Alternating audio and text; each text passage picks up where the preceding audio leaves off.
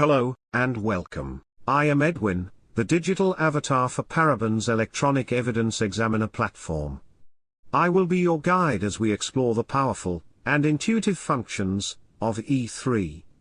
This video will demonstrate how to enable iOS backup encryption during an iPhone acquisition.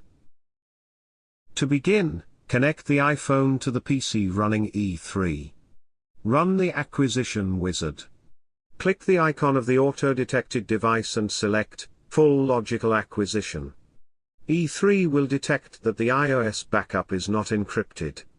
You will be asked if you wish to enable iOS backup encryption. Click Yes.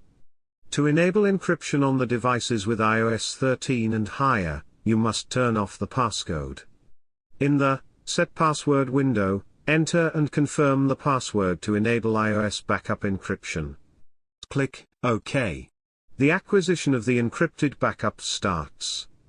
Once the acquisition finishes, the backup encryption will be turned off automatically. Click Finish. The data is automatically added to the E3 case file. The acquired backup contains such sensitive data as passwords, map history, map directions, as well as application data.